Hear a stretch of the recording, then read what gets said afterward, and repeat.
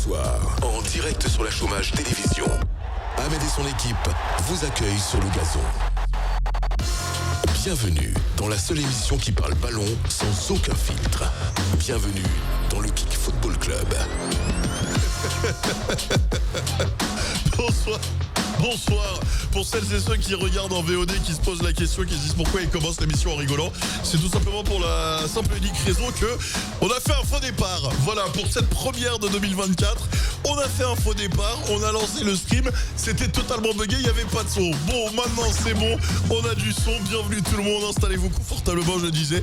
Nous sommes le 15 janvier 2024, j'espère que vous êtes en pleine forme et c'est parti pour la toute première du Kick Football Club. Ça y est, enfin, oui, ça fait 15 jours qu'il n'y a pas eu de Kick Football Club parce que la semaine dernière, il y avait la Coupe de France, que bon, il n'y avait pas grand chose à dire côté ballon. Mais là, ça y est, on y est, enfin, on va pouvoir attaquer cette nouvelle année avec nos chroniqueurs. Nos chroniqueurs qui sont au nombre de 2 ce soir. Pourquoi ? Puisqu'on en a perdu un en cours de route. On peut attendre Est-ce qu'ils m'entendent ? Tranquille. Je crois qu'ils ne m'entendent pas. Je ramène un invité, quoi, que ce serait bien de faire un Ah ouais, ils sont en train de faire leur vie. Non mais c'est magnifique, il n'y a rien qui marche ce soir. Alors attendez, on va voir, on va faire un petit test. On va faire un petit test. Hop, si je bascule peut-être sur... si je bascule sur ça. Est-ce que là vous m'entendez ? Ah, ouais, au top. Nickel. Voilà, non parce que j'étais en train de parler depuis tout à l'heure. Mais du coup, vous m'entendiez pas en fait. Ah bah non, pas du tout. Nous on discutait là, on parlait patates. D'accord, très bien. Et là vous m'entendez toujours ? Ouais, Parfait. Bon, nickel, parfait. Alors, je vous le disais, ils sont seulement au nombre de 2 ce soir pour la simple et bonne raison, mesdames et messieurs, que nous avons perdu quelqu'un en cours de route et ce quelqu'un, vous allez le voir. Voilà. Le pauvre. Bon, je pense que l'image parle d'elle-même. Voilà. Pour celles et ceux qui ne comprennent pas pourquoi, c'est uniquement parce que Lens a perdu hier 2-0 contre le PSG et 2-1, non ? 2-0. Non, 2-0. C'était Barcola et Mbappé. 2-1, c'était Real-Barça, je crois. Non, 4-1 Real-Barça. Putain, je me fais vieux, j'ai Alzheimer. C'est ça, hein, c'était 4-1 Real-Barça. Hein. Ouais, c'est ça. Ouais, C'est ça, je mélange tout. Je mélange tous les scores. Donc voilà, donc du coup, il n'a pas encore décuvé. Hein, il s'est alcoolisé, avec modération bien évidemment, mais toute la nuit pour oublier ça. Et par conséquent, on le retrouvera que la semaine prochaine. Alors, on va bien évidemment s'en donner à cœur joie pour parler dans son dos, pour parler sur lui et pour se foutre de sa gueule. Alors voilà, il regardera la rediff et il nous insultera avec plaisir la semaine prochaine. Comme on dit, les absents ont toujours tort. On souhaite la bienvenue à Yo-Yo, Johan, qui est tout frais, tout pimpant avec sa nouvelle coupe de cheveux. Comment va-t-il ? Ça va super, et toi ? Bah écoute, en pleine forme. Yo-Yo ce soir, tout en AirPods, en col roulé. Ce soir, Johan est en train de faire une réunion Zoom pour parler finance. En même temps. C'est ça. Kevin est avec nous. Comment ça va, mon Kevin ? Ah, salut tout le monde. Ça va super. Bon, vous le voyez. Ah oui, ma cam est mal cadrée. Non, mais il y a vraiment rien qui va ce soir. Ce soir, c'est la soirée des bugs. Mais vous inquiétez pas, vous savez quoi ? Ça va bien se passer. On va finir par réussir. Voilà, tout va finir par s'arranger, les amis. Comme quoi, vous voyez, c'est la loi du direct. Voilà, là on est bien cadré. Tout le monde est prêt. Et ben on y va. C'est parti pour le Kick Football Club. Ce soir, en direct sur la Chômage Télévision, c'est le Kick Football Club. En fait, vous savez quoi ? En fait, c'est Crook. Crook, il avait tellement le seum que Lens est perdu contre le PSG, qui s'est dit, vas-y, non seulement ce soir je viens pas, mais en plus de ça, je vais marabouter l'émission, comme ça je suis sûr que ça marche pas bien, tu vois. Il nous a porté la guigne. Ah ouais, non, il nous a porté l'œil. Voilà, ou alors je me prends un coup de karma par rapport à cette photo, cette image. Non mais, parlons-en 2 secondes de cette image. Je trouve qu'elle représente bien l'état d'esprit dans lequel il est actuellement, tu vois, c'est... Hein, Je pense que ça, c'est l'image qui sent la Ligue La 2. descente, Ça sent la descente en Ligue 2, ça. Ouais. Ouah, vous abusez un petit peu quand même là, non ? Non, la photo, elle a été prise l'année où ils sont descendus, je pense. Ah oui. Ah oui. Je pensais que vous parliez de là actuellement. Oui, je crois que ça doit être une photo qui doit dater de effectivement l'année où ils sont descendus en Ligue 2. On va dire... Vu le maillot derrière, je crois que c'est 2015-2016. Monsieur est connaisseur. En même temps, encore heureux parce que j'ai des experts autour de la table. Puisque je vous rappelle que moi, j'y connais rien. Moi, je suis juste le passe-plat. Moi, je suis le footix de première. Et eux, ce sont les experts parmi nous, tout autour de la table. Est-ce qu'ils ont, alors avant de commencer à parler ballon, est-ce qu'ils ont passé de bonnes fêtes de fin d'année quand même? Ouais, super. Ouais, vous avez eu quoi comme cadeau de Noël, tiens? Qu'est-ce que j'ai eu comme cadeau de Noël? J'ai eu des habits, des vêtements, Ouais. un petit peu de technologie. Un peu d'argent peut-être? Oui, aussi. Ouais. Voilà. Et Yo-Yo? Ouais, très bien. Je suis parti pendant les fêtes au ski, donc des bonnes vacances pour régénérer un petit peu tout ça. Ouais. Et moi, j'ai eu les AirPods que j'ai là. Ah! Voilà, de ma gentille maman, et puis du parfum et un peu d'argent, ouais, c'est ça. Mais bon, à notre âge, c'est plus nous qui faisons les cadeaux. C'est ça. Ouais, de ouf. Et généralement, quand on des- reçoit des cadeaux, c'est surtout des petites enveloppes, quoi. C'est les étrennes de fin d'année, quoi. On est passé du mauvais côté. C'est ça. C'est grave naze d'être vieux, putain. On va dire bonsoir au chat également, le chat qui est là, qui est parmi nous. Bonsoir Anaïs, bonsoir Hippie, bonsoir Axel, bonsoir à Waldic, Johan Jobs, il est prêt pour le séminaire. C'est clair. Avec le petit col roulé. Bonsoir à Cerveau, bonsoir à Lisson, bonsoir à toutes et à tous, à Antonio également qui est là, Picaz.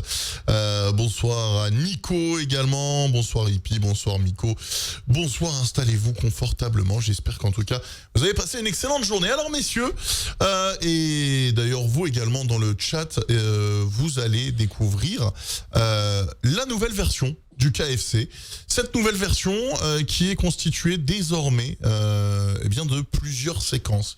On va commencer, il n'y aura plus le top flop. Voilà, pour 2024, on a décidé d'être plus efficace. Donc on va commencer avec le carton jaune de la semaine. Donc chaque membre de l'équipe distribuera son carton jaune. On enchaînera ensuite avec le Tour de France. On parlera bien évidemment des clubs de chacun de nos chroniqueurs. Et ensuite, on passera au camion VAR. Alors le camion VAR, qu'est-ce que c'est? C'est un peu comme le camion de Fred et Jamy dans C'est pas sorcier. C'est un camion du futur, un camion où on a des écrans partout et un camion dans lequel nos chroniqueurs vont pouvoir vous faire revivre ou vous expliquer ou parler d'un fait marquant, un fait qui les a marqués durant la semaine de football écoulée.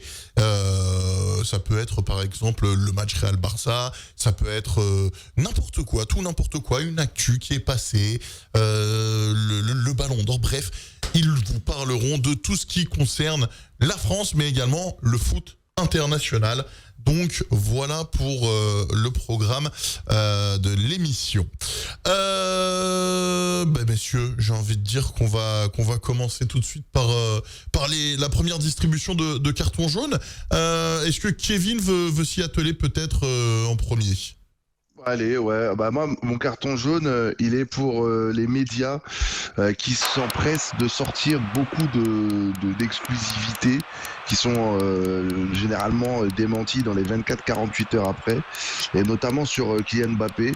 J'ai l'impression que aujourd'hui ils sont un petit peu dans ce qu'on appelait à l'époque nous la technique Hanouna, c'est-à-dire que quand les gens mettaient Cyril Hanouna dans un article, l'article était 10 fois plus lu que les articles, que le reste des articles du site internet. Et j'ai l'impression qu'avec Mbappé c'est pareil, c'est-à-dire qu'il suffit de mettre Mbappé Real Madrid en mots-clés, ou Mbappé transfert, ou Mbappé prolongation, tout le monde sort le tout et n'importe quoi. Et en vrai, je trouve que ça floue un petit peu le message déjà du gars en un, et puis surtout le message de la presse en général, parce que ça fait pas sérieux déjà qu'il y a une défiance par rapport à la presse. Là, je trouve que c'est vraiment pas à rendre service de faire ce genre de truc.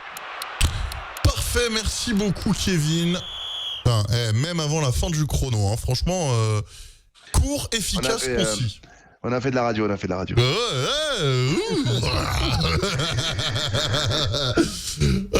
Est-ce que Yo-Yo a quelque chose à dire rapidement par rapport au carton jaune, justement, distribué par Kevin? Ouais, je suis d'accord avec ce qu'il dit. C'est vrai que sur Mbappé, il y a tout qui sort. C'est à celui qui aura l'exclu en premier. Et souvent, c'est des journalistes qui n'ont pas énormément d'informations. Donc, c'est dommage parce que la feuilleton Mbappé, il attire beaucoup de gens. Il y a des supporters du PSG, des supporters du Real qui veulent le voir arriver ou partir. Donc, ça serait bien que les informations soient bonnes plutôt que de donner des fausses joies ou plutôt des bonnes joies à certains. Donc, ça, c'est le nouveau monde. C'est les réseaux sociaux. C'est surtout Twitter qui a beaucoup d'informations à l'instantané. Mais malheureusement, tout n'est pas bon. Donc, c'est bien dommage. On a Anaïs, tiens, justement dans le chat qui est d'accord et qui dit c'est hyper vrai. Pareil, Axel qui dit vrai. Visiblement, bon, Kevin a marqué des points. Bah ouais, ça y est, on en a assez graille. Oui, non, mais ouais, c'est vrai. Bah, bravo pour cette analyse juste, mon Kevin. Est-ce que Yo-Yo est prêt pour son carton jaune? Attention Yo-Yo, je te lance le chrono. 3, 2, 1, 1 minute, top chrono. Ouais, mon carton jaune, il va à Xavi, l'entraîneur du Barça. Au-delà du résultat qu'il y a eu hier, donc le 4-1 du Real face au Barça, comme vous savez, moi ce qui m'intéresse dans le foot, vous commencez à me connaître, c'est plutôt le contenu des matchs plus que le résultat. Et je suis très déçu par ce que propose Xavi avec le Barça, d'autant plus qu'il s'est vendu un petit peu comme le successeur, l'héritier de Guardiola, en termes de jeu, en termes d'identité catalane. Et on retrouve rien en fait de ce qu'était Guardiola ou de ce qu'a voulu mettre en place Xavi. On voit une défense qui prend l'eau, aucun placement tactique. Ils ont joué contre une équipe qui allait hyper rapide, qui allait hyper vite devant avec Vinicius et Rodrigo. Alors, et en plus, ils ont choisi de défendre haut le Barça, donc il n'y a rien qui allait tactiquement. Ils jouent même plus en 4-3-3, on se sent complètement perdu. Même quand il a réussi l'année dernière à être champion, il n'y avait pas sa patte. C'était vraiment au résultat qu'il gagnait, mais très déçu par ce que propose Xavi depuis 2 ans. Et je pense que les choses vont évoluer très rapidement dans le mauvais sens pour cet entraîneur-là. Oh là là, bien joué. Franchement. Je suis pas fait de radio, mais... Pile sur le sifflet, franchement bravo. Dur mais vrai, à la Madrid. Salut Finchy qui vient de nous rejoindre. Bah écoutez messieurs, visiblement ils sont tous relativement assez d'accord avec vous, hein. Kevin, peut-être une petite réaction? Ouais, non, c'est vrai que Xavi, c'est compliqué. Moi, en vrai, tu vois, je parlais de ça avec un de mes cousins pendant les vacances de Noël, là, que y a des mecs, en fait, ils ont des bons noms. Tu vois, ils peuvent faire n'importe quoi. Ils ont des noms un peu, tu sais, qui sonnent un peu espagnol, brésilien, portugais. Donc, du coup, tu vois, ils peuvent faire n'importe quoi, ça passe. Xavi, pour moi, en vrai, je le compare beaucoup. Pour moi, comment il s'appelle, le fils de Guy Stéphane, là? Julien. Voilà, Julien Stéphan, je le compare à ce genre d'entraîneur. Pour moi, c'est des mecs, c'est pas des tacticiens. Ils sont là, ils bidouillent des trucs, ils essayent, machin. Xavi, il a été champion avec le Barça. Le Barça, ça a été certes une très très grosse défense, mais au niveau du jeu, c'était clairement pas ouf, hein. Il gagnait des matchs 1-0, c'était poussif, c'était pas ouf. Non, franchement, il faut que le Barça change d'entraîneur s'ils veulent espérer revenir plus haut. En tout cas, il faut des idées. Ils ont plus d'oseille. Maintenant, il faut des idées. Ils en ont eu de l'oseille, hein. Ils ont claqué, mais ils ont fait n'importe quoi. Ils ont mis 80 millions sur des Ferran Torres. Non, mais c'est vrai, tu vois. Et en vrai, un mec comme Ten Hag, peut-être que c'est pas à Manchester qu'il doit aller, lui, tu vois. En vrai, pourquoi pas essayer de le débaucher, de le ramener à Barcelone, le qui s'enterre là-bas à Manchester, le pauvre. Ouais, je crois qu'il parle de l'entraîneur de la réserve, là, Rafael Marquez, le Mexicain. Ah ouais, putain, je savais pas qu'il était entraîneur de la réserve. Ouais, une légende du football mexicain. Ouais, et de l'AS Monaco. Très bien, bah, merci beaucoup en tout cas messieurs, merci Johan pour ton carton jaune. Bon, on n'a pas le carton jaune de Crook, mais c'est pas grave, on l'aura la semaine prochaine. Bon, je pense que le carton jaune de Crook aurait été contre l'équipe de Lens, hein. Voilà, je pense que je ne prends pas de risque en disant que je pense qu'il aurait mis un carton jaune à son équipe. N'hésitez pas dans le chat à me dire également, hein, si vous kiffez cette nouvelle version du Kick Football Club, un peu plus dynamique, un peu plus concise, et surtout où on se concentre vraiment sur l'essentiel et sur le ballon. On dit bonjour à Elliot qui vient de nous rejoindre et on va pouvoir attaquer le Tour de France, messieurs. Le Tour de France, le Tour de la Ligue 1, avec bien évidemment vos avis sur les matchs de ce week-end. Mais juste avant, on a une petite exclue, une petite alerte info. Johan, qui est toujours bien informé, hein, on l'appelle dans le milieu Yo-Yo les bons tuyaux. Yo-Yo Lucé, Yo-Yo Lucé. le fils d'Élise. C'est ça. J'ai mes oreilles qui traînent. Il y a les oreilles qui traînent à la 3F. Du coup, mon Yo-Yo, t'avais une petite exclu, alors qu'il n'est plus d'actualité, mais parle-en pour celles et ceux qui peut-être n'ont pas entendu parler de cette info. Ouais, donc le 7 janvier, donc il y a peu de temps, le Brésil, la sélection brésilienne a changé d'entraîneur. Ils ont nommé un entraîneur local qui s'appelle Dorival Junior pour remplacer Tite à la sélection, à la place à la sélection brésilienne. Et des infos que j'ai eues, en fait, je sais qu'ils ont été en discussion avancée avec Zinedine Zidane pour reprendre le poste de la sélection du Brésil. Et ce que je sais aussi, surtout, c'est qu'il a vraiment longuement hésité à prendre ce poste-là. Je sais qu'il a une énorme réputation au Brésil, notamment avec les 2 matchs qu'il a fait contre eux. Et je sais également qu'il commence à un peu trépiner. Ça fait quelques temps qu'il n'entraîne plus. Il n'a pas repris l'équipe de France après la Coupe du Monde comme prévu. Donc, il s'est posé vraiment la question de voir s'il prenait le Brésil. Ça ne s'est pas fait. Parce que j'ai appris comme vous que c'était Dorival Junior qui a pris le poste la semaine dernière. Mais en tout cas, ça a brûlé pendant les fêtes pour Zidane et le Brésil. Putain, c'est quand même dingue de se dire que Zizou aurait pu être entraîneur du Brésil. Enfin, je sais pas ce que le chat en pense. C'est un camoulox, ça. Bah, c'est ça, c'est comme si demain tu me dis, je sais pas, Maradona est mort, mais c'est comme si demain tu me dis, Maradona vient entraîner l'équipe de France. Enfin, ça n'a aucun sens, quoi. Ouais, en tout cas là-bas ils sont fans de lui, hein, vraiment. Pourtant il leur a fait beaucoup de mal sur les matchs contre qui il a joué, mais moi je suis parti, j'ai eu la chance d'aller à la Coupe du Monde au Brésil en 2014 et là-bas les Brésiliens ils m'ont parlé que de Zidane, mais vraiment comme un dieu vivant, hein, plus que comme un ennemi ou un mec qui leur a fait du mal. Ils étaient très très très fans de lui. Ah, mais tu te rends compte quand même les 2 matchs qu'il leur a sortis. Franchement, c'est étonnant, tu vois. C'est les 2 meilleurs matchs de la carrière de Zidane, donc. Ouais. Quand je vois les cuissons en bas à droite, je suis déçu. Pourquoi ? Ah, tu parles de cet écusson là non, l'autre, celui en bas, celui du PSG. Parce que bon, Elliot vient du 13e, du 13. Elliot vient de Marseille, il préfère peut-être cet écusson là. Voilà. Celui de Elliot, c'est la famille Elliot. En plus, il a un sacré accent marseillais, Elliot, pour l'avoir entendu. Qu'est-ce qu'on a dans le chat ? Messi vient d'être élu joueur FIFA de l'année. C'est très grave. Ah bah j'avais pas l'info, tiens. Vous avez l'info ou pas, les mecs ? Pas du tout. Et bah voilà. Ça vient de tomber à l'instant dans le Kick Football Club. Alain Rio qui vient de nous donner l'info. Messi, donc, joueur FIFA de l'année. Ça vient de tomber. Une petite réaction à chaud, peut-être, messieurs ? Ah bah il a le ballon d'or, c'est la suite logique. Hein. Ouais, c'est la lignée. Très bien. On va commencer notre Tour de France et on va parler. Allez, on va commencer par le match du dimanche soir. Lens, Paris Saint-Germain, les Parisiens qui se sont déplacés du coup et qui sont repartis avec la victoire, un score de 2-0, but de Bradley Barcola et Kylian Mbappé, c'est dur, Bradley Barcola, c'est compliqué à dire. Qui veut commencer par rapport à Lens PSG ? Bah Kevin, c'est ton club, donc je te laisse.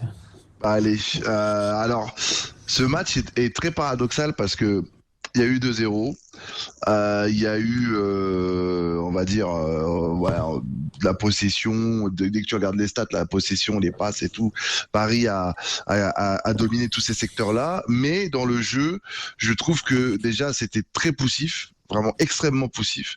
Et pour ceux qui n'ont pas vu le match, dans le scénario du match, le match aurait pu être tout autre parce que Lens a eu un penalty, si je raconte pas de conneries, dans les 10 premières minutes. Et c'est Frankowski donc qui le loupe. Enfin, c'est surtout Donnarumma qui l'arrête, qui repousse le penalty. Et je pense que ce penalty-là leur a mis un coup dans la tronche. C'est-à-dire qu'ils se sont dit, ah, c'est bon, on avait l'opportunité d'ouvrir la porte et au final, on a cassé la clé dans la serrure, donc c'est foutu. Et puis Paris, après, était en gestion. J'ai trouvé qu'il y avait des joueurs qui étaient inexistants, qui servaient à rien, comme Solaire, Zahir Emery, le pauvre, il joue pas à sa place, donc c'était un petit peu compliqué pour lui. J'ai pas trouvé Dembélé bon aussi. Danilo, il a pas été bon du tout. Danilo, ça a vraiment été une vraie déception, et Vitinha un peu moins bon aussi hier. Si je dois distribuer les bons points, en Barcola évidemment. Barcola. À gauche, Lucas Hernandez, j'ai bien aimé aussi. Et puis Mbappé, qui pour moi a fait un match dans un nouveau registre qui est assez intéressant, ce registre un peu de 9,5, de mec qui décroche et qui prend la profondeur. Je trouve que dans une équipe rodée, ce style de jeu pourra faire vraiment du bien et au PSG et à l'équipe de France. Espérons en tout cas qu'il continue sur la lancée, quoi. Ouais, en plus quand tu regardes les stats, le mec il est quand même à un but par match. Hein. Ah, C'est vrai que les gens disent que c'est sa pire saison au Paris Saint-Germain. Putain, la dernière fois, je disais quand même doucement. Enfin, je veux dire, le mec, il a quand même des stats de ouf. Après, c'est vrai que dans le jeu, on va dire qu'il pèse pas autant que peut-être les gens le voudraient, mais il est toujours là, quoi. Dans le chat, alors juste, on nous dit Messi c'est le joueur image de la FIFA, CR7 le joueur du peuple. C'est vrai que je suis un petit peu d'accord avec ça, mais on en reparlera peut-être en fin d'émission. Là, on est vraiment concentré sur le Tour de France. Rico nous dit Solaire rend dingue, mauvaise entrée de Ruiz. Anis dit Danilo a été bon, c'est Marquinhos qui a été nul. Momo nous dit Danilo a mal commencé, après c'était mieux. Marquinhos c'est inquiétant. Rico nous dit 19 buts en 18 matchs de Ligue 1.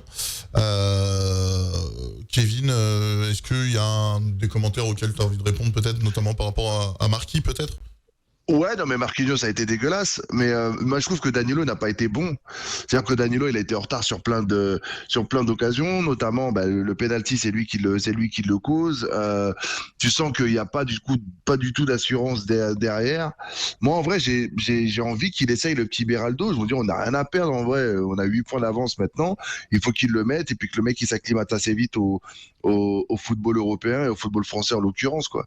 Mais moi, je trouve que Danilo en défense centrale, c'est bien pour dépanner, mais tu peux pas faire une saison avec le type en défense, c'est chaud, quoi. Il y avait une petite info également, je sais pas si vous en avez entendu parler de cette info, comme quoi Nasser El Khelaifi, et merci Hippie pour l'info, Nasser, patron du PSG, s'était enfermé visiblement début janvier dans son jet pour essayer d'échapper à la police française, par rapport notamment aux enquêtes là sur le Paris Saint-Germain. Je sais, c'est janvier ou c'est au mois d'août, parce que ça a été publié le 2 janvier 2024. Au mois de juillet, pardon, et que c'était le jour de la présentation de comment il s'appelle, de Luis Enrique, et que d'ailleurs c'est une des raisons pour laquelle la conférence de presse avait pris 1 heure ou 2 heures de retard, je crois. C'est parce que Nasser, en fait, c'est l'info qui est sortie en janvier, mais l'info est sortie en janvier, mais effectivement c'était le 5 juillet dernier. Ok. Ouais. Très bien. Yo-Yo, tiens, par rapport à Lens PSG. Ouais, j'ai regardé le match également. C'est un scénario qui est défavorable pour Lens parce que ils ont mis les ingrédients sur le premier quart d'heure. Ils ont fait 20 premières bonnes minutes. Ils ont été récompensés d'un penalty. Et puis, alors, j'ai tendance à dire pas de chance, mais c'est pas vrai parce que le penalty est un exercice technique. Donc, s'ils l'ont raté, c'est qu'il y a un problème dans ce domaine-là. Ils ratent le penalty, après ils prennent un but. Parce qu'ils ont un petit peu baissé d'intensité physiquement, donc ils sont punis. Le PSG a repris de la force à partir de la 20e minute et a été récompensé par un joli but d'ailleurs, parce que je pense que techniquement ce but-là, il n'est pas facile à mettre, de Barcola qui a bien ouvert son pied à la Thierry Henry là. Il était dans un angle un petit peu fermé, donc c'était une petite prouesse technique. Et puis après ils prennent un rouge, donc à partir du moment où tu es mené contre le Paris Saint-Germain, et que tu es en plus à 1 de moins, là la tâche paraît c'est impossible. Ils sont bien battus jusqu'à la 80-85e, après ils ont un petit peu lâché et pris un but. Lens qui a du mal cette année, qui a du mal à reprendre par rapport à l'année 2024, ils ont été éliminés en Coupe de France par Monaco, ils reprennent une défaite contre Paris. Dans le jeu, c'est pas dégueulasse, mais on sent quand même qu'il y a un gros moins par rapport à l'année dernière. Et ça n'augure rien de bon pour la suite, malheureusement. Même si c'est une équipe que j'aime bien, comme je vous dis, moi j'aime bien le contenu des matchs. Et c'est une équipe qui propose quelque chose, notamment dans l'intensité, notamment sur les côtés, qui passe beaucoup par les côtés, qui centre beaucoup. Donc c'est agréable en tant que téléspectateur de regarder Lens. Mais malheureusement, les points ne rentrent pas. Donc peut-être devenir plus pragmatique et un peu moins spectaculaire. Mais il y a peut-être des choses à changer, ouais. Après, tu vois, excuse-moi, Ahmed, mais Vas-y. tu disais que c'est une équipe qui centre beaucoup, c'est vrai, il passe beaucoup par les côtés, que ce soit Frankowski ou l'autre à gauche, j'ai oublié son nom. Il y a Aïdara à gauche et ils ont recruté Chavez. Ouais, c'est ça, Chavez, c'est Chavez qui a joué hier, qui est pas mal d'ailleurs. Ouais. C'est un Vénézuélien. Ouais, Je crois, c'est marrant, il c'est s'appelle Chavez et il joue à gauche. Ouais. J'ai pas Ça la va pas ref. être un ami de Daniel Riolo, ça. Ah non, pas du tout. Ça- Attends, j'ai pas la ref. Il s'appelle Chavez et il joue à gauche. parce que Chavez, Mouvement oui. politique, C'est un ok. dictateur communiste. Oui, non, d'accord, ok, oui, d'accord, oui. Moi, je pensais que Chavez, ça voulait dire droite, mais non. Non, la droite, c'est Iscardia. C'est Ouais. Iscardia. Derecha, Iscardia, là, je sais pas quoi. Et donc, du coup, ouais, je disais qu'ils passent beaucoup par les côtés, mais le problème, c'est qu'ils n'ont pas de finisseur. Non. Et Liwaï, c'est comme Krug le disait dans plusieurs émissions, c'est sympa, mais je trouve qu'il n'y a pas de poids devant, quoi. Enfin, je trouve que c'est vraiment dommage. Tu vois, l'année dernière, ils avaient un mec qui leur a planté une quinzaine de pions. Ça fait la différence. Ça fait Mais qui n'était pas vraiment un la joueur de différence. tête non plus, tu vois. Non, mais il avait une présence dans la surface. Ouais. Ouais. Ils ont Sotoka qui est un bon joueur de tête, mais qui marque pas assez, qui est plus un mec qui est dans le jeu. Mais c'est vrai qu'ils ont un problème devant. Il leur manque un grand qui met des têtes, tu vois, un Giroud. C'est vrai. S'ils avaient ce profil-là, en vrai, ils auraient dû prendre Charbonnier. Ouais. Aller chercher Charbonnier de Saint-Etienne. Non, mais ils ont quand même mis beaucoup d'argent sur Wai, donc ils avaient un profil. Enfin, ils avaient un budget, ils avaient une enveloppe pour prendre un attaquant. Je sais pas qui aurait pu correspondre à ce qu'ils faisaient, mais ouais, un joueur de tête, quoi, qui. C'est vrai que là, de tête, en vrai, t'as des joueurs type full Krug, tu sais, moi, des mecs un peu comme ça, là, un peu grands devant, avec de la présence athlétique dans la surface. Je trouve que des joueurs comme ça leur aurait fait du bien, je pense. Ouais. D'ailleurs, messieurs, je vous propose, si vous le voulez, qu'on regarde du coup le classement,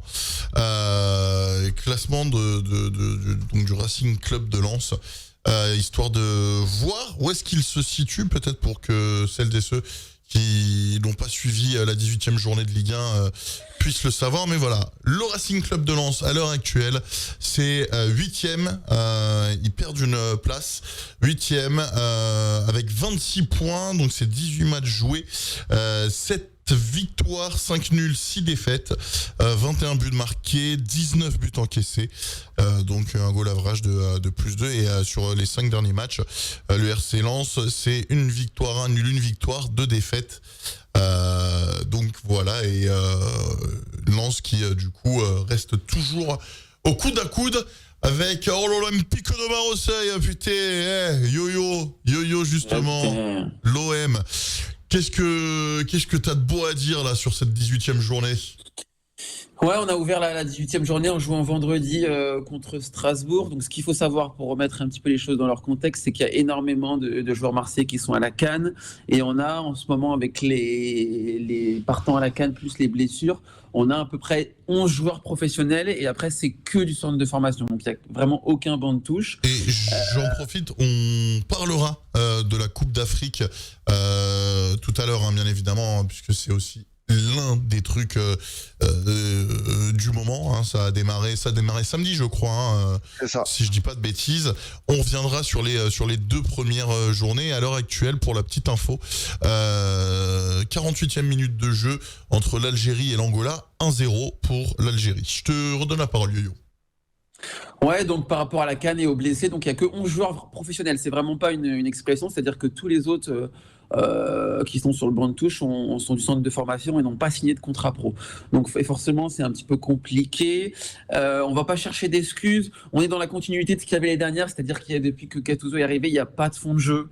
Il n'y en avait pas avant, mais il n'y en a pas après non plus. C'est une équipe qui est généreuse dans l'effort, qui se donne un peu comme son coach, mais malheureusement, on ne voit pas grand-chose tactiquement en place. Il n'y a pas de système préférentiel, donc on s'ennuie vraiment devant les matchs de l'OM. Je pense que pour avoir un avis tranché sur la suite de la saison, je pense que c'est terminé cette année pour Marseille. Il n'y a rien à espérer, il n'y a rien à craindre non plus. Dans le bas du classement, mais je pense que ce sera difficile d'être dans les 4 premiers, même sur les 6 avec la Coupe d'Europe. Le recrutement, il a été raté quasiment sur tous les postes. On ne peut pas rattraper un recrutement raté. Même si tu bricoles, même si tu changes de coach, même si tu essayes de faire du recrutement cet hiver, je pense que c'est terminé sur cette saison, malheureusement, et qu'il faut tourner la page et préparer l'année prochaine. J'ai pas envie d'être trop dur non plus avec l'OM parce qu'on sort quand même de 2 belles saisons. On fait 2e et 3e. Et je supporte l'Olympique de Marseille, je supporte pas le Real Madrid. Je suis pas destiné à jouer le haut de tableau à chaque saison. Donc Longoria, il s'est raté une fois. Il a réussi quand même les 2 autres mercato d'avant. Donc je vais envie d'être un peu indulgent et de laisser couler ces 6 prochains mois, pour essayer de repartir sur des bases un peu plus saines l'année prochaine.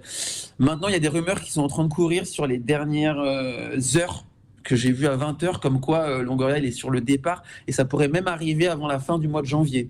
Donc à prendre avec des pincettes, mais il y a des médias locaux à Marseille qui annoncent le départ de Longoria. Donc là, une remise en place du système à 0, donc compliqué.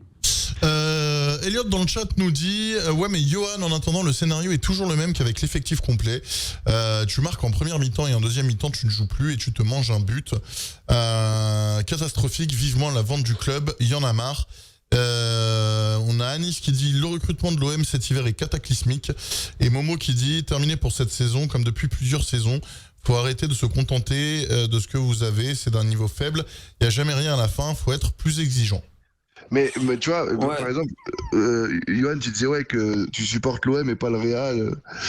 Mais tu sais que, on va dire, quand tu prends la proportion du budget de Marseille par rapport à la Ligue 1, c'est une équipe qui doit normalement toutes les années être au moins dans le top 4. Tu vois, pour pas dire Ligue des Champions, mais au moins toutes les années le top 4. Après, fond de jeu et tout, ça peut varier d'une année à l'autre parce que vous changez beaucoup de coach et tout. Mais je trouve en termes d'exigence tu vois, c'est comme aujourd'hui un Lyonnais qui va se dire peut-être dans 2-3 ans, ah ben c'est bien, on joue pas le maintien, on est 9e. Ah non, t'es Lyon, tu vois. Non, ouais. Non, c'est pas ça que je veux dire. Je suis d'accord avec toi, mais en fait, quand t'as un budget qui est pas illimité, c'est-à-dire les 17 autres clubs de Ligue 1, en fait, tous les ans, tous les étés, tu fais des paris. Et des fois, ils sont gagnants et des fois, ils sont perdants. Et si tu prends tous les clubs de Ligue 1, même les plus gros, c'est-à-dire Marseille, Lyon, Monaco, c'est quand même très rare que tu les trouves dans les 3 premiers sur 4-5 suite. C'est-à-dire que des fois, ils réussissent leur mercato, des fois, ils se ratent parce que ils mettent 20 millions sur un mec et que le mec, il est pas bon. Et du coup, tu peux pas, quand tu fais des paris, avoir de la continuité sur les résultats sur le long terme. Donc, c'est ça que je mets en avant. Et quand tu prends Monaco, Lyon, enfin, les gros de Ligue 1 par Paris, c'est quoi? C'est Monaco, Lyon, c'est tout. Enfin, il y a Paris, Monaco et Lyon. Et ben quand ils se trompent, ils ratent leur saison. L'année dernière, c'était Monaco qui s'est complètement raté. Cette année, c'est Lyon. Nous, on va faire entre 4 et 8 cette année, c'est raté. Mais c'est compliqué non plus. On sort quand même. Il y en a un qui a dit ça fait comme des années que ça va pas. On fait quand même 2e il y a 2 ans et on fait 3e l'année dernière. C'est quand même. C'est difficile de faire mieux par rapport au budget que tu as et ce qu'il y a devant. Donc, il faut pas. Cette année, c'est raté. Je suis d'accord. Vas-y, Kevin. Non, c'est vrai que je suis d'accord avec tout ce que tu dis, mais je trouve que c'est vrai que c'est un problème pour moi de direction sportive et de projet sportif au-delà de la direction. C'est-à-dire qu'il n'y a pas de projet dit et fait comme il se doit. Tu vois, par exemple, on parle de Lens. Je trouve que Lens, depuis 3-4 ans, c'est cohérent. Alors, la 2e place de l'année dernière, c'est un miracle, on va dire, entre guillemets, tombé du ciel, tu vois. Mais dans la structure du projet, dans l'évolution du projet, elle est complètement cohérente. Moi, en fait, le problème, c'est que, tu vois, par exemple, demain, je te dis, si demain, il y a les Saoudiens qui viennent, ça va être quoi le projet sportif de Marseille? Ça va être quoi? De recruter des stars, de monter un centre de formation et faire monter des petits. Enfin, tu vois, ça dépend avec qui ils viennent. À Marseille, je trouve que c'est pas lisible. Et même là, à l'heure actuelle, c'est pas lisible. Moi, quand je vois des autres équipes qui ont plus ou moins les mêmes budgets à échelle européenne, que ça soit on va dire, je sais pas moi, des Francfort en Allemagne, en Angleterre, t'as des équipes style Everton, Aston Villa, tu vois, typiquement West Ham, Aston Villa, des trucs comme ça. bah, c'est des équipes qui ont des projets qui sont lisibles. Et je trouve qu'en France, on n'a pas cette culture-là. De se dire, bah vas-y, maintenant je sais ce que je vais faire, je veux des mecs du cru, je vais prendre des vieux briscards, entre guillemets, pour un petit peu arranger tout ça, et après on y va, quoi. Là, c'est comme tu as dit, on tente des paris. Aubameyang, ah bah il était fort il y a 10 ans, bah vas-y, on va le prendre. Machin, Ouais, ah bah ouais. C'est mais le souci, c'est qu'en fait, quand tu es un club de Ligue 1, à part le Paris Saint-Germain, c'est que tu ne peux pas conserver tes meilleurs joueurs. Donc une fois qu'ils sont partis, parce que financièrement, tu n'as pas les moyens et que les offres sont trop importantes, il faut les remplacer. Et c'est là que tu dois ne pas te tromper, tu vois. Et par exemple, tu parles de Lens, mais il n'y a pas de souci, Lens travaille très bien. Mais Lens, ils sont derrière nous, ils sont au même niveau que nous en Coupe d'Europe, ils font pas forcément une meilleure saison, tu vois. Ils ont perdu Fofana et Openda, ils les ont remplacés par Wai et Diouf. Bah, tu vois, ils se sont ratés et ils en payent les conséquences en étant 6-7e. C'est hyper compliqué de jamais se tromper. Et Everton, Aston Villa, Francfort, c'est quand même des équipes qui ont plus d'argent. Déjà, les droits TV en Angleterre, je crois que le dernier touche plus que le deuxième en France. Et un club comme Francfort, par exemple, ils ont pris 100 millions sur Kolo Muani. Donc après, tu peux bosser quand même avec plus de sérénité. Et moi, tu sais que j'en suis persuadé qu'à Marseille, même avec la direction sportive là, tu te donnes de l'oseille, je suis pas sûr que ça fasse quelque chose. Ah, c'est pas sûr non plus. Vois, ça, on saura plus tard. Aujourd'hui, tu vois que quand tu mets 35 patates sur Vitinha, tu te dis que en vrai, même avec de l'argent, parce qu'aujourd'hui à 35 millions d'euros, tu peux quand même avoir des attaquants qui sont meilleurs que ce que le mec a fait aujourd'hui, tu vois. Ouais, mais tu peux pas le savoir avant, ça, qu'il est nul. Ah, moi, je mets pas 35 bars sur un mec qui joue au Portugal à Braga et qui a pas de référence en Europe. Hein. C'est pas pour manquer de respect aux Portugais. Hein. C'est juste que, tu vois, par exemple, nous, pareil, hein, Gonzalo Ramos, on a mis 90 bars sur lui. Hein. Voilà, ça, c'est l'histoire avec Campos, mais c'est moins grave parce que Paris, ils peuvent se tromper. Ils peuvent se tromper, ils changent et tout. À Marseille, comme dans tous les autres clubs de Ligue 1, si tu te trompes et surtout que tu investis beaucoup, mais t'es mort. Parce qu'après, tu peux pas l'échanger parce qu'il t'a coûté 20 millions, tu peux pas le refourguer parce qu'il est nul. Là, on a fait un miracle, je sais pas ce qui s'est passé. On a acheté Lodi 10 millions il y a 6 mois, qui était zéro. Je pense qu'il est cramé, le mec. Les Brésiliens, de toute façon, c'est soit il joue jusqu'à 40 ans, soit à 25 ans, c'est terminé. Lui, c'était plutôt option 2. Et il est cramé, il n'avait plus rien dans le sac. Là, on l'a revendu le double en Arabie Saoudite. Je pense qu'il y a une histoire avec Mehdi Benassia qui a des liens avec le golf. Mais voilà, on s'en sort miraculeusement. Vitinha, on l'a payé. Je crois que s'il n'a pas tous les bonus, on peut s'en sortir pour 22-23 millions. On va jamais retomber sur nos pattes, tu vois. Donc là, t'es mort. Donc Longoria, il joue à Football Manager. Est-ce qu'il pourrait faire mieux? Je ne sais pas. Il a fait 2 bons mercatos sur ces 2 premières années. On fait 2 et 3. Et là, il s'est raté complet. Il essaye de bricoler. Il change le coach. Je pense que ça va bouger là sur les prochaines semaines à l'OM sur les postes qui n'ont pas marché. Mais de toute façon, là, c'est trop tard. Je pense qu'il n'y a rien à changer. Enfin, tu peux faire tout ce que tu veux. Tu ne peux pas rattraper un mercato d'été qui est raté. Oui, non, mais bien sûr. Mais moi, je disais qu'à la racine, on va dire au tout départ du projet, il y avait autre chose à faire. Il y avait vraiment, tu peux faire mieux en tout cas. Et même avec cet argent-là, tu peux faire mieux. Ah, mais c'est sûr. Je dis pas jouer le titre ou truc, hein, mais au moins avoir une équipe. Mais moi, je suis d'accord avec toi. Dans un monde idéal, Paris, Marseille, Lyon, ça fait top 3 tous les ans et on n'en parle plus, tu vois. Messieurs, justement, tiens, c'est une très très très très bonne perche que tu me tends parce qu'on va parler de l'Olympique lyonnais dans quelques instants.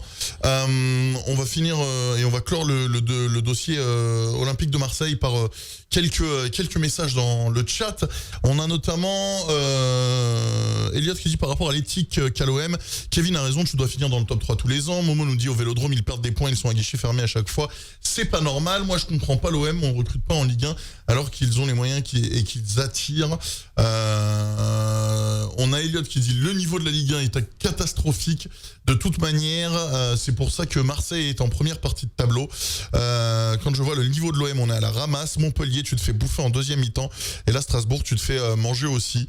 Buddy dit vive les centres de formation pour cela, faire confiance à la jeunesse. Elliot dit Kevin a raison 100%, Marseille tu ne sais pas acheter ni vendre, regarde Guendouzi frère, regarde Strootman. Et Momo dit Guendouzi n'importe quoi, je comprends pas pourquoi il est parti, l'OM est mal géré. Allez, peut-être un dernier mot mais vraiment rapide de Johan pour conclure le dossier OM. Ouais, non, je suis d'accord avec ce qui est dit. En termes de contenu, on se fait manger par Montpellier, par Strasbourg. Et c'est vrai qu'on a du mal à vendre. Guendouzi, on l'a vendu 10 millions. Il est titulaire à la Lazio. C'est un joueur qui avait l'état d'esprit marseillais. Il y a des mauvais choix qui ont été faits sur la dernière année, hein, même pas sur les 6 derniers mois, parce qu'on a raté aussi le mercato d'hiver dernier, où on a pris Unai, Vitinha et Malinowski, qui sont 3 échecs. C'est tout faux pour Longoria sur les 2 dernières mercatos. Voilà. Après, est-ce qu'on peut oublier ce qu'il a fait avant? Moi, je pense pas. Messieurs, on va désormais aborder le cas de l'autre Olympique. L'Olympique lyonnais, moi j'ai une question à vous poser. Est-ce que c'est le début de la redescente aux enfers pour l'Olympique lyonnais? Lyon, qui était 19e, voire même 20e de Ligue 1. Enfin, non, c'est 18 maintenant, hein. 18e, donc 18e de Ligue 1, 18e, 17e de Ligue 1, ils étaient vraiment dans les choux, ils étaient dans les positions relégables. Ils se sont ressaisis sur les 3 derniers matchs avant la trêve hivernale. Lyon a gagné 3-0 contre Toulouse, 1-0 contre Monaco et 1-0 contre Nantes. Mais Lyon a perdu 3-1 contre Le Havre là ce week-end. Est-ce que selon vous c'est un signal d'alarme et il y a un relâchement, ou est-ce que Lyon peut continuer de remonter? C'est la question que je vous pose. Je ne sais pas ce que vous en pensez. Dans le chat, n'hésitez pas à nous répondre aussi. Dites-nous ce que vous pensez de l'Olympique lyonnais et notamment de ce match face au HAC. Vas-y, Kevin. Moi, j'avoue que le match, je ne l'ai pas regardé en entier. J'ai vu un long résumé de cette partie-là. J'ai aussi vu les Lyonnais beaucoup se plaindre de l'arbitrage de l'ancien joueur, la Gaël Angoula, sur les réseaux. D'ailleurs, c'est très marrant. Ils ont fait le lien. Gaël Angoula, qui est né au Havre, formé au Havre, qui arbitre le Havre face à Lyon.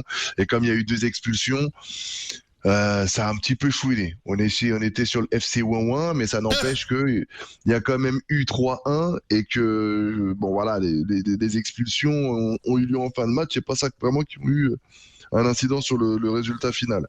Alors après, est-ce que c'est le début de la rechute? Moi, je pense qu'il faut peut-être attendre le prochain match pour voir. Si lors du prochain match, ils repartent sur une spirale de défaite, je pense que là, le maintien, ça va jouer jusqu'à la dernière minute pour eux. Parce que comme on le disait les dernières semaines, c'est que des équipes n'avancent pas vite. Alors eux, tant mieux, ils ont gagné, ils ont rattrapé un petit peu du temps qu'ils avaient perdu en début de saison, mais rien n'est joué, quoi. Quand je vois que Clermont il y a 2 points et que dans la même valise t'as des Montpellier, Nantes, Toulouse qui se tiennent en 2 points. C'est chaud, c'est chaud. Il va falloir qu'ils se bataillent. Là, Lorient, ils sont derrière. Le truc qui les sauve aussi, c'est que Lorient, c'est une équipe qui est quasiment aussi mal que Lyon en début de saison. C'est-à-dire que là, l'entraîneur, ça va plus. Les joueurs entre eux, ça va plus. Les joueurs et l'entraîneur, ça va plus. Donc, c'est peut-être leur salut. Il va peut-être venir de là. C'est qu'il y a des équipes qui vont commencer à devenir un peu, devenir pire qu'elles. Ouais. Johan, sur Lyon. Moi je suis pas inquiet pour Lyon. Bon, ils font une petite rechute, ils vont enchaîner 4 matchs de suite parce qu'ils ont gagné en Coupe de France aussi la semaine dernière. De toute façon, il faut remettre les choses dans leur contexte. Lyon, ils vont jouer le maintien jusqu'au bout, donc forcément il y aura des moments difficiles, forcément il y aura des défaites. Là, ils perdaient 1-0, donc ils prennent un rouge après. Ça complique un peu le scénario. Il va y avoir des matchs. Ouais, Ahmed, tu m'as parlé? Oui, je disais le rouge à la 30e. Ouais, voilà, donc le scénario, il n'est pas forcément en leur faveur. Ils auront d'autres matchs un peu compliqués, mais on sent quand même qu'ils sont sur une pente ascendante. Je crois que les joueurs ils sont en totale adéquation avec le discours du coach. Je crois qu'il y a des pistes mercato qui sont très intéressantes pour la suite. Moi, je pense qu'ils vont continuer de remonter la pente et je les vois quand même en Ligue 1 l'année prochaine. Je pense que, comme tu as dit, Kevin, Lorient, ils sont au fond du trou. pense quand même que Clermont est quand même moins fort que Lyon, même s'ils les ont battus il y a 3 mois. Je pense que c'est plus le même Lyon, donc ils vont s'en sortir. Je suis pas inquiet par cette petite rechute, notamment sur l'état d'esprit. On sent vraiment que le coach et les joueurs tirent dans le même sens, ce qui n'était pas le cas avec Grosso. Là, j'avais vraiment beaucoup plus de doutes quand je voyais qu'il mettait Lacazette remplaçant, comme on en parlait à l'époque du PSG quand tu joues le maintien. Si tu as des cadres, il faut les mettre. C'est ce qu'il a compris, le nouveau coach. Et donc, non, je suis pas vraiment inquiet pour la suite. Moi, j'espère juste qu'ils joueront les barrages comme ça. Ils joueront pas le match à Lyon parce qu'il y a le concert de Taylor Swift à la même date. Ça va être, ça va être quand même un peu, ça va être sympa à voir. Ça. Il est con, putain. Ils vont jouer à Saint-Etienne, quoi. T'imagines? Dans le chat, on a Momo qui nous dit Lyon avait besoin de passer par là. Ça tournait trop en rond avec Jean-Michel Aulas. Lyon va se maintenir difficilement et ça ira mieux, mais pas de suite. Le Lyon est malade.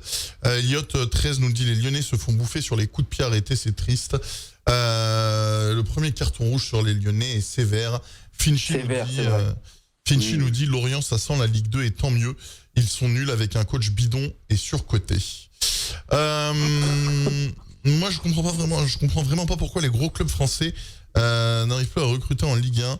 Avant, Lyon le faisait et Marseille aussi, mais là maintenant, ça prend trop d'étrangers et ça a du mal à prendre puisqu'ils ont du mal à s'adapter. C'est vrai que je trouve que de manière globale, c'est un constat. Ça recrute de moins en moins en France. Mais il y a une raison à ça, c'est-à-dire qu'en fait, les clubs français, ils veulent pas en renforcer d'autres. Donc en fait, ils préfèrent vendre 15 millions en Allemagne plutôt que 20 millions en France parce qu'ils ont l'impression en fait de concurrencer, de renforcer un concurrent. C'est très con de penser comme ça. Hein. Mais c'est ils ont du mal à acheter en France. Hein. Ah oui, non, mais en fait, nous, c'est parce que c'est une question de branding, de machin, de nom et compagnie. Parce qu'ils savent que quand tu vas acheter Kang In Lee, tu vas plus vendre de maillots que si tu achetais Seko Fofana. Oui, mais je sais que par exemple à l'époque ils étaient un peu sur Kamavinga quand il était à Rennes, mais je crois que le Rennes a préféré le vendre au Real, tu vois. Oui, non mais tu vois, en fait, c'est les mêmes personnes qui viennent pleurer sur le niveau de la Ligue 1. Tu vois, c'est ça en fait moi le truc qui me fait rigoler, c'est qu'en Angleterre par exemple, tu vois, ils vont s'allumer entre eux, mais au moins les joueurs ils restent dans le championnat. Moi je me souviens, il y avait il y a des joueurs genre Ben White, il a quitté, il joué où lui avant? Brighton. Il était à Brighton, il a quitté Brighton pour Arsenal pour 40 millions, 45 millions d'euros, 50 millions d'euros, un truc comme ça. On parle de Ouais, mais les Anglais sont minés quand même, c'est-à-dire que tous les clubs anglais ils ont de l'oseille. Ça change tout quand même. Non mais bien sûr. Mais au moins, tu vois, ils ont un circuit entre eux. Limite, si t'as, bon après je vais pas prendre des clubs rivaux, mais si t'as, je sais pas moi, Brighton qui a un Enciso et que t'as, je sais pas moi, le Barça ou un autre truc, ils vont d'abord discuter avec le club anglais avant de de regarder. Ouais, c'est un peu une ligue fermée, ouais. Ce qui est logique. Bon messieurs, on va faire le point sur la Ligue 1. Le Tour de France, à chaque fois, un avis court, concis, en 10 secondes, club par club. Messieurs, on commence par les deuxièmes. Ils bougent toujours pas, alors qu'au début de saison, certains d'entre vous, alors j'ai plus les noms en tête, mais avaient dit que ça risquerait de baisser après la trêve hivernale. Pour l'instant, ils se maintiennent malgré une défaite. L'OGC Nice, deuxième avec 35 points. Kevin, en quelques mots. J'aime toujours pas cette équipe. Je trouve que oui, c'est efficace, mais ça me fait pas du tout kiffer. Voilà. Mais je pense que comme derrière, t'as quand même Brest. Je pense pas qu'ils vont qu'ils vont être bougés entre temps. Franchement, si Lille ou Monaco ne font pas de retour canon, je pense qu'ils resteront à la deuxième place tranquillement. Johan. Moi, je suis bien content parce qu'ils ont 2 défaites en 3 matchs. C'est comme je vous ai dit, moi, il n'y a que le contenu qui m'intéresse. C'est une équipe qui propose rien et qui n'a pas de résultat depuis 3 matchs. Donc, c'est bien fait. J'espère que la descente continuera. Le Stade Brestois en quelques mots. Kevin. Bravo, parce qu'ils sont sur un sans faute. Cette équipe, elle est surprenante. Au début de saison, je voulais leur chute parce que voilà, il y avait le cousin d'un de mes meilleurs potes qui jouait dans cette équipe, qui a été lâchement sorti du club. Mais voilà, preuve en est que ça marche aujourd'hui. Mais je trouve que quand on parle de jeu, en termes de jeu, je trouve que Brest, c'est sympa quand même. Brest, voilà, tu sens que ça s'envole, il y a des buts de ouf, et le stade il est petit à l'anglaise, c'est sympa. Moi j'aime bien, moi, Brest. Yo-Yo, Brest.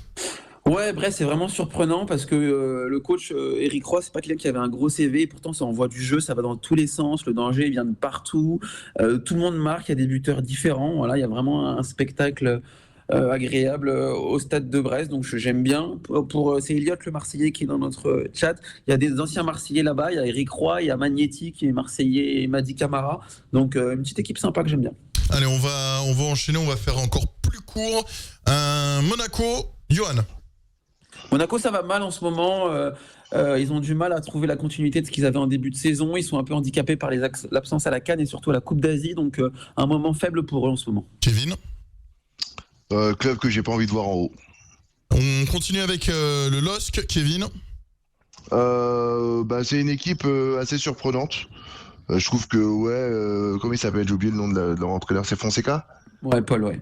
Ouais, Paulo Fonseca, je trouve que voilà, c'est un entraîneur qui a des idées et il y a 2-3 joueurs que j'aime beaucoup vraiment dans cette équipe de Lille. Johan. Ouais, pareil sur la continuité de la saison suivante, de la saison précédente. C'est un entraîneur qui joue au foot, l'équipe joue au foot. Ils sont réguliers dans leurs résultats. C'est une équipe qui mériterait d'être en Coupe d'Europe l'année prochaine. Reims, messieurs, Kevin.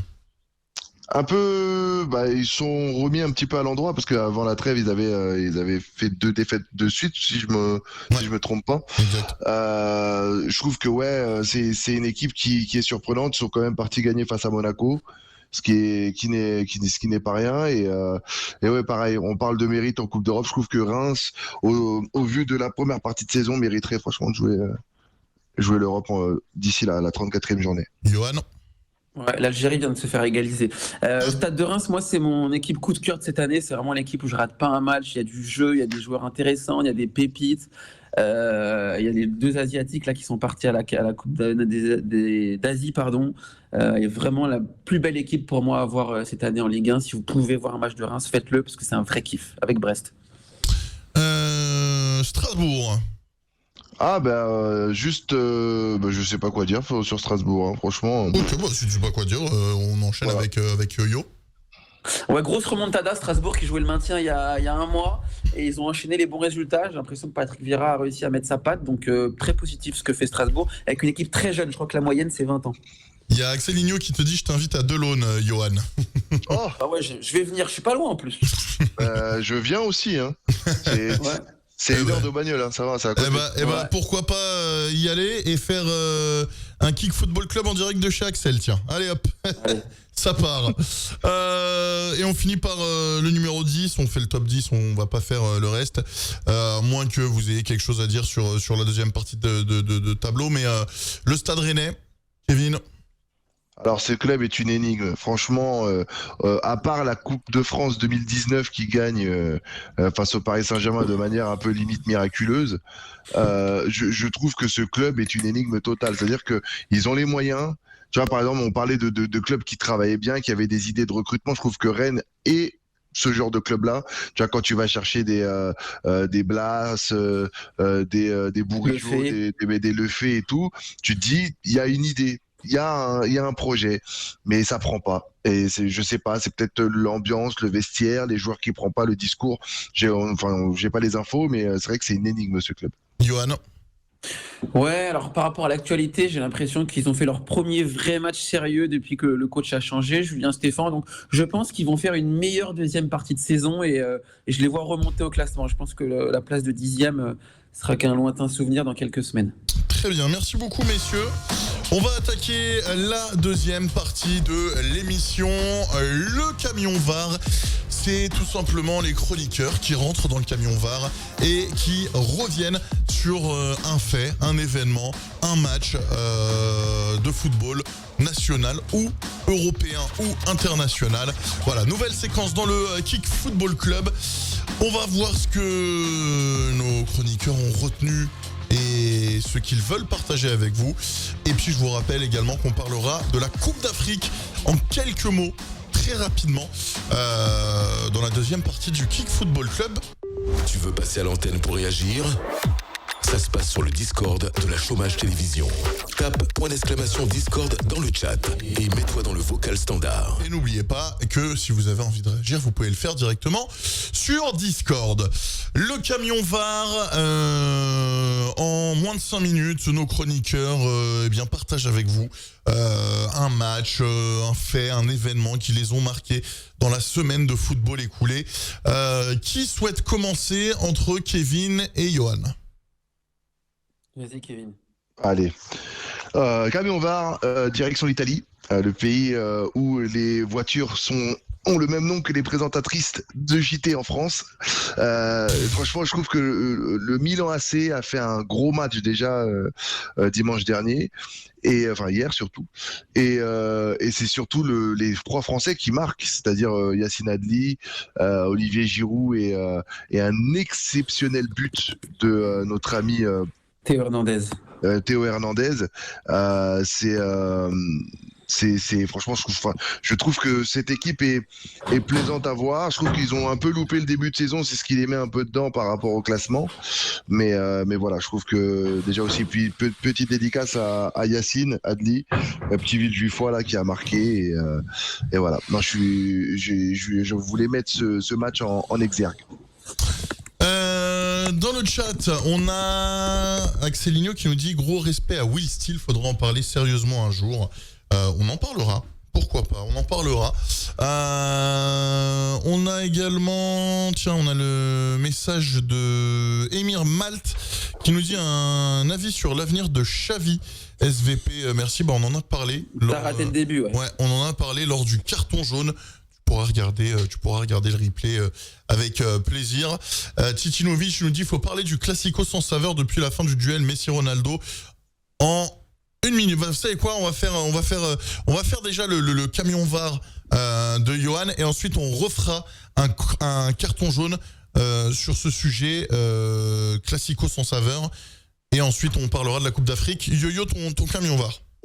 Ouais, donc ça tombe bien parce qu'il y avait un auditeur qui voulait parler de Will Steele. Je voulais parler un petit peu plus longtemps du Stade de Reims que les 10 secondes qu'on a eues, parce que c'est une équipe qui m'intéresse et je me suis un petit peu renseigné sur leur façon de travailler, donc je voulais mettre en avant un petit peu ce qu'ils faisaient.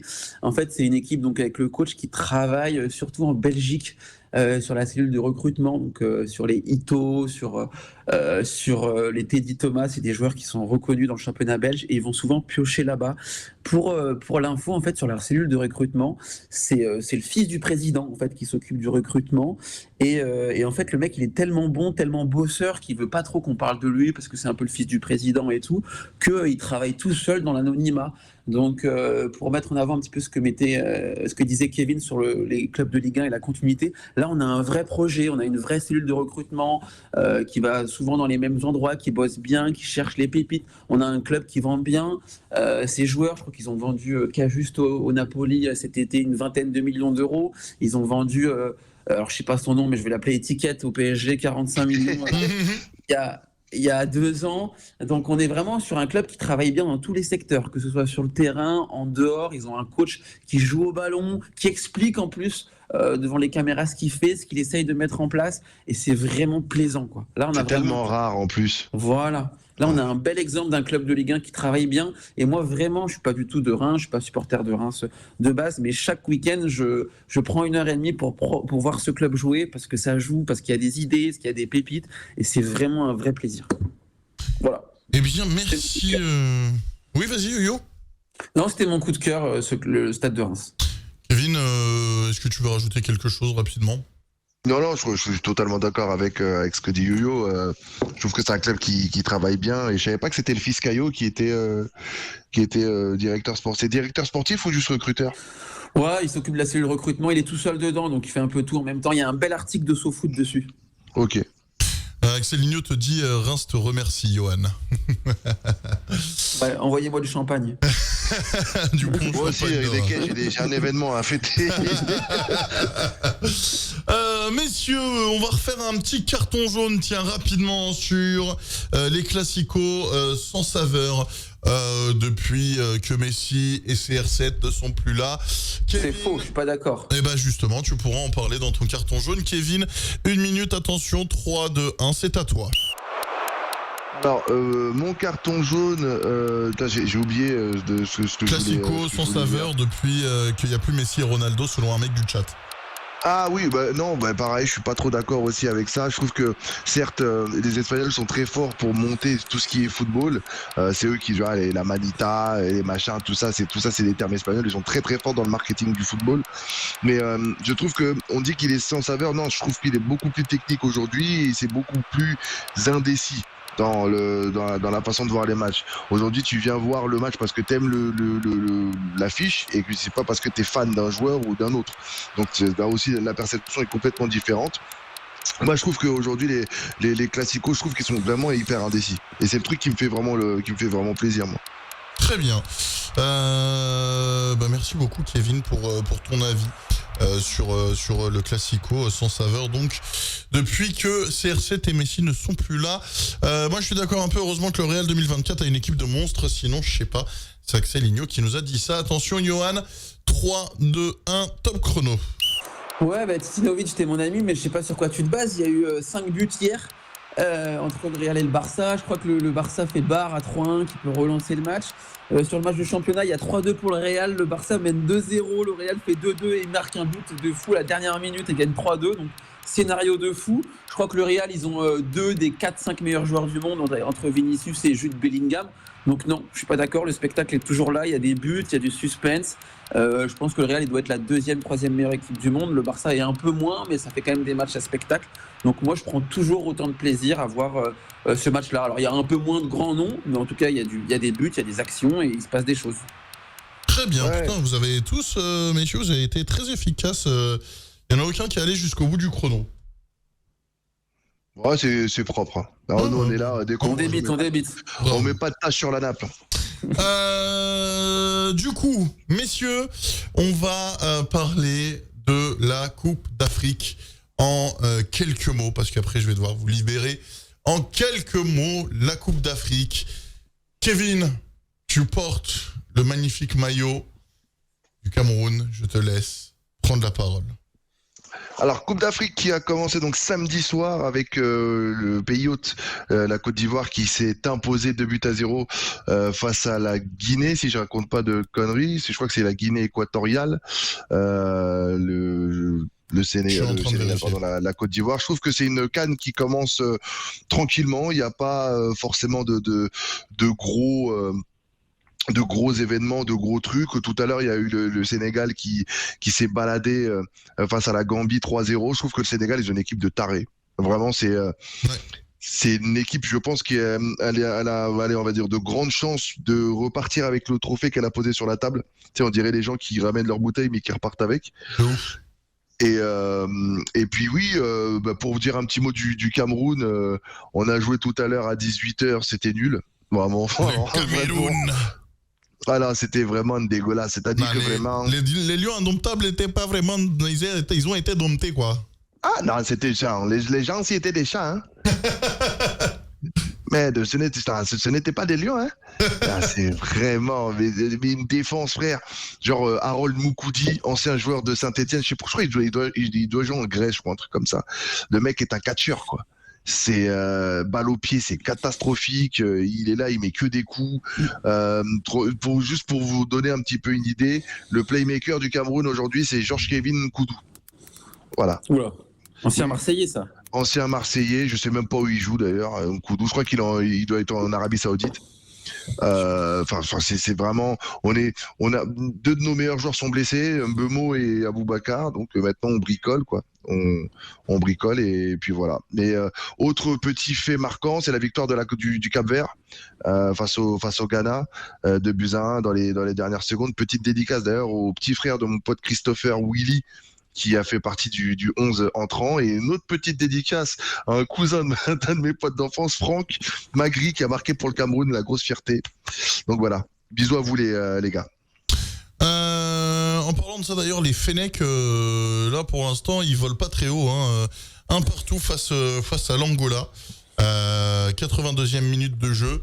Je trouve qu'il y a beaucoup de matchs un peu mou là en ce début de CAN. Enfin, j'ai pas regardé en direct le début de la CAN, mais aujourd'hui j'ai beaucoup regardé les replays, les rediffs, les résumés. Je trouve que littéralement, on se fait chier. Enfin, Nigeria, Guinée 1-1. Égypte, Mozambique 2-2. L'Égypte qui marque à la 2e minute, puis ensuite qui se prend 2 buts en 3 minutes à la 50e, et qui ensuite marque sur penalty à la 94e. Cameroun-Guinée, un partout. Là, Algérie-Angola, bon, je regarde pas le match, mais un partout. J'ai l'impression que, ouais, à part le Sénégal qui a fouetté la Gambie, je sais pas, c'est mon avis. Je trouve que la Coupe d'Afrique est un peu mollassonne. Johan, ton avis par rapport à la Coupe d'Afrique? Ouais, alors je rectifie, Ahmed, les Fennecs, c'est pas un oiseau, hein, c'est un petit renard. Ah, je croyais que c'était un oiseau, moi, les Fennecs. J'étais persuadé que c'était genre les trucs, genre style les aigles, les machins, les trucs. Je croyais que les Fennecs, ça volait. C'est un genre de petit renard. Très bien, bah merci pour ma culture générale te remercie. Avec plaisir. Il est comme ça, le Fennec. Ouais.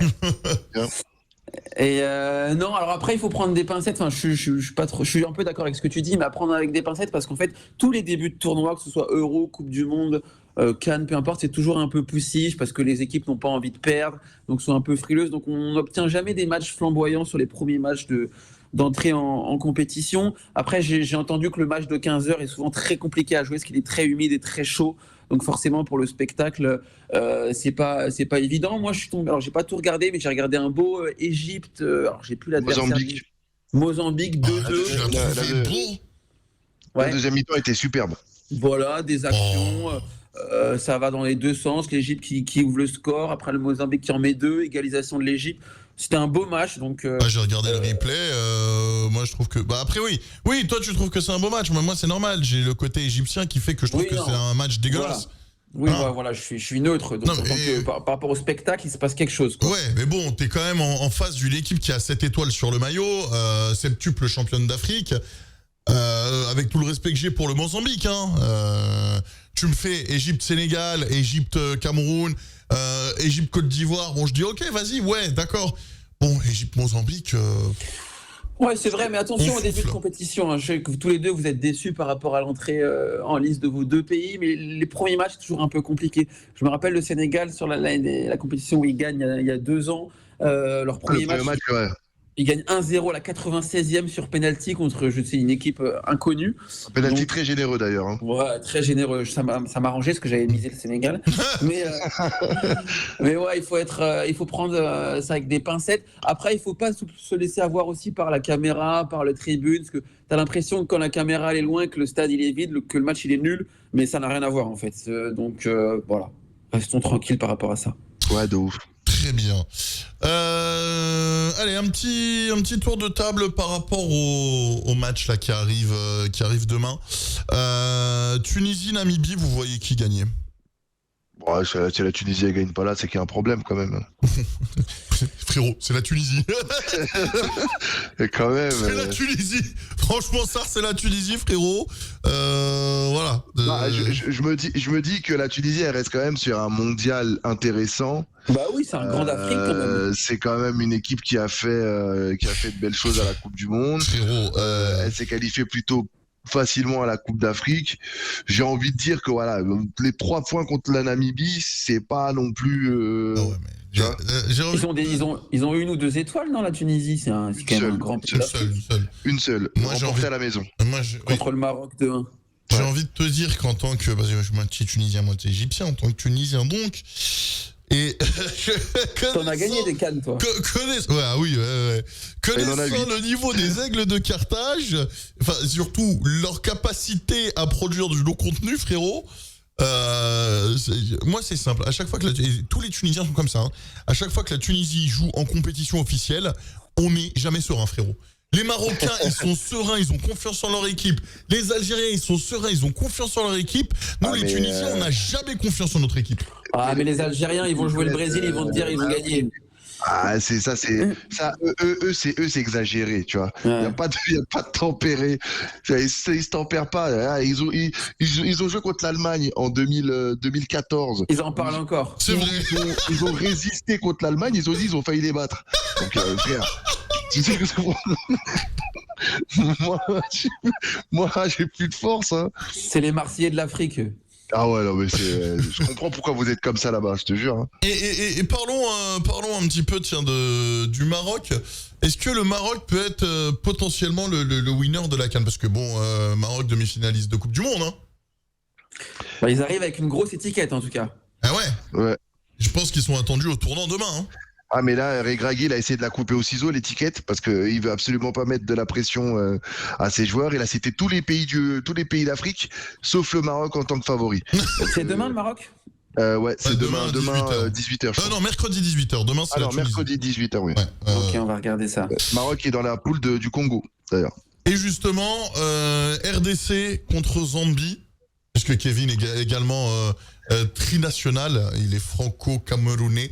Et voilà, il est camerounais et également congolais. Congolais, ouais. Et c'est vrai, ouais, alors nous, autant on a une équipe plutôt sympa sur le papier, je trouve qu'il y a des bons joueurs de foot, mais je sais pas, franchement, c'est assez aléatoire. Je trouve que c'est assez aléatoire, on peut faire une belle canne comme on peut se chier totalement. Alors nous, par contre, dès qu'on se chie, on se chie, mais bien comme il faut. C'est vrai, il n'y a pas de demi-mesure. Hein. Mais par contre, voilà. Oui, non, il y a des bons joueurs. T'as des Wissa, t'as des Mbemba, Moutou Sami que j'aime bien aussi, le joueur de Nantes. T'as un mec à Beşiktaş, Masuaku. Oui, Arthur Masuaku, oui, l'ancien joueur de West Ham. Ouais. Cédric Bakambu aussi qui est là en pointe. Non, franchement, il y a vraiment des beaux joueurs. Il y a vraiment des beaux joueurs dans cette équipe. Bon, après, maintenant, voilà, ça va être pas un derby, mais presque face à la Zambie. Zambie qui a gagné la CAN il y a pas très longtemps. On a accès ça, c'est le Congo Kinshasa. RDC, ouais. Le seul, okay. le seul qui compte. Ok. Ouais. On a Axel Vigneault dans le chat qui dit: toi t'as juste la mort par rapport à moi. Toi t'as juste la mort parce que les joueurs tunisiens vont à la chicha. Bah ouais, t'es haineux contre Wabi. Bah bien sûr, Kazri, ce chien là. Non mais vraiment, non mais. Oh, t'es dur, il t'a donné une victoire historique en Coupe du Monde quand même. C'est lui qui part contre la France il y a un an. Ouais. D'ailleurs, c'est la seule victoire de la Tunisie en Coupe du Monde, non? Contre la France, qui est quand même un des plus grands pays du monde au foot. C'est magnifique comme victoire. Bon, là, c'était une France Ligue 1, mais c'était une France quand même.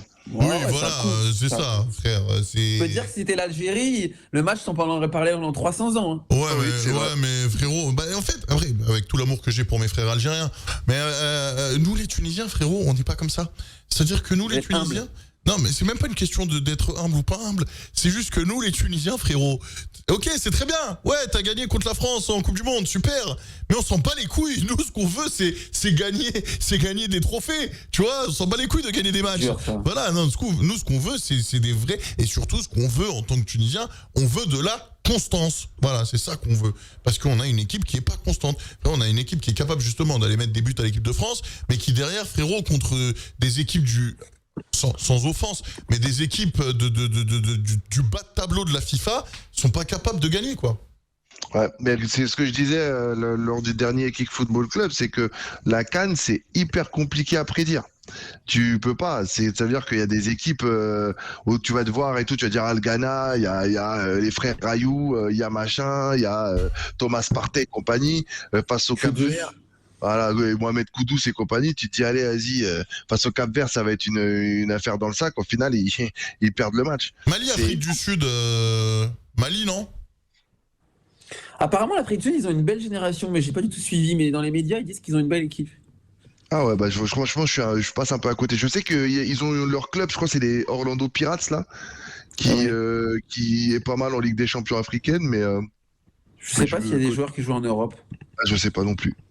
Ouais, je sais juste qu'au niveau musique, ils sont bons en ce moment. Et après, les frères Ayou, ils sont centenaires à eux deux, Zbi. Putain, on en parlait tout à l'heure. Depuis que je suis né, André Ayou, il fait la canne. C'est incroyable, j'ai jamais vu une canne sur André Ayou. Titinovic le dit, MDR, j'y crois pas. Ça appelle la VAR après le coup d'envoi. Bon, je pense qu'on a fait le tour de la Coupe d'Afrique, messieurs. Est-ce que vous avez quelque chose à rajouter ou pas? Non, je veux bien avoir votre favori, qu'on se mouille un peu. Bon, moi, je dirais Sénégal. Je vais être... Excuse-moi, mais t'as dit? Moi, je dirais Sénégal. Ouais, pareil. Sénégal, champion en titre, Il rentre très fort dans cette Coupe d'Afrique. Alors attention, du peu que j'ai vu pour l'instant, je dis Sénégal.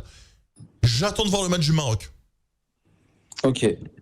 Ouais, moi je dirais Sénégal, j'ai même envie de dire Sénégal ou Côte d'Ivoire. Je pense que les Ivoiriens aussi, ils ont une équipe solide. Ils ont un milieu de terrain, Seko Fofana, Sangaré et Franck Kessié. Hein.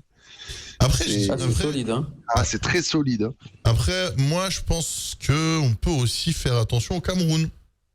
Oui, bon, nous, il va falloir qu'on se remette à l'endroit. Il va falloir que le Loxé il arrête de fumer le banga là-bas, là, de l'autre côté, et qu'il nous mette les joueurs à leur place. Parce que quand tu mets Toko et Kambi dans l'axe et Magri à droite, et que tu fais jeu casser les toits arrière droit, on va pas aller loin avec ça. Je te dis la vérité. Même derrière, ils sont pas mal, la Côte d'Ivoire, avec Ndika là, de Francfort et Singo de Monaco, c'est pas mal. Hein. Non, franchement, ils ont une très belle équipe. En plus, ils ont un coach qui sait jouer au ballon. Ils ont Jean-Louis, ils ont Jean-Louis Gasset. Ah, je regarde là.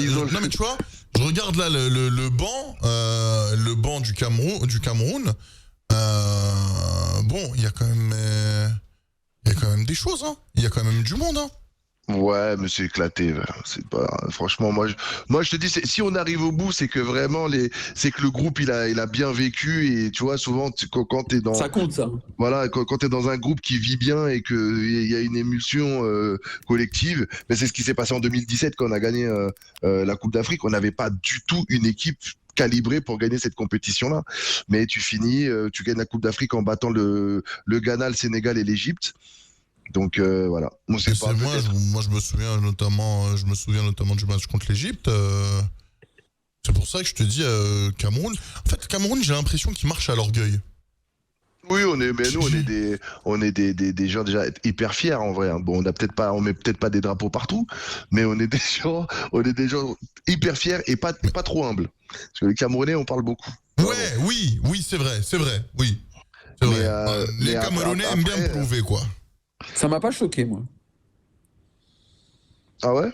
Ouais, Algérie et Mali aussi. Les Maliens, ils parlent beaucoup aussi, je trouve. Mais les Camerounais, ça m'a pas choqué. Les Maliens plus que les Camerounais, oui, c'est vrai. Ouais.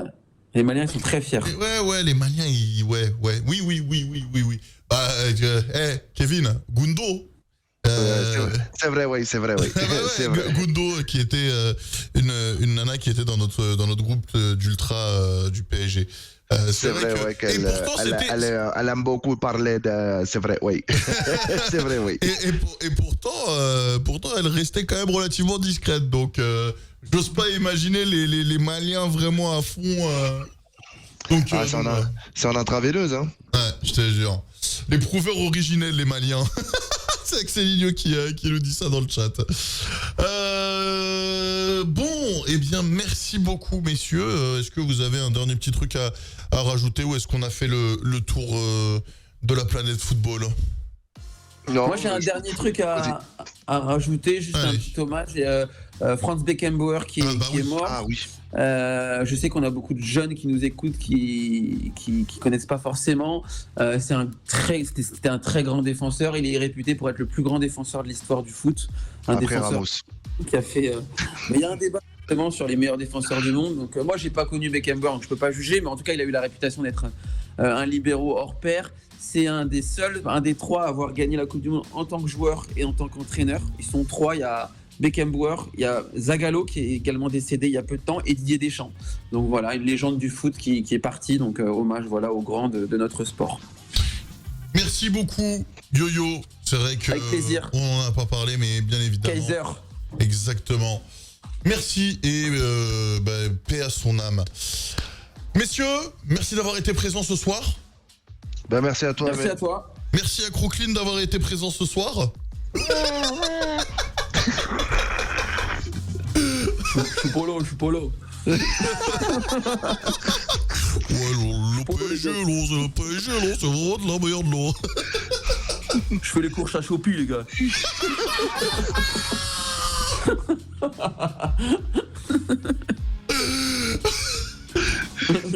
Ce sera clippé et envoyé pour la semaine prochaine. Ah, les absents. Tu lui rendras des comptes. Merci. merci à toutes et à tous d'avoir été présents.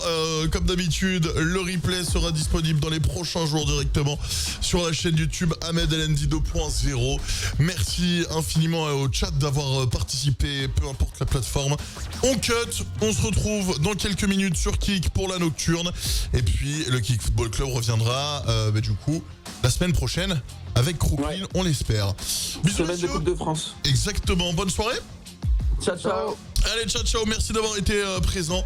On revient dans 5 minutes pour une petite session nocturne. Je ne sais pas encore sur quoi on partira, mais on partira sur un jeu. Allez, à tout de suite dans moins de 5 minutes ici sur kick.com/AhmedLND et à la semaine prochaine pour le Kick Football Club. Ce soir, en direct sur la Chômage Télévision, c'est le Kick Football Club.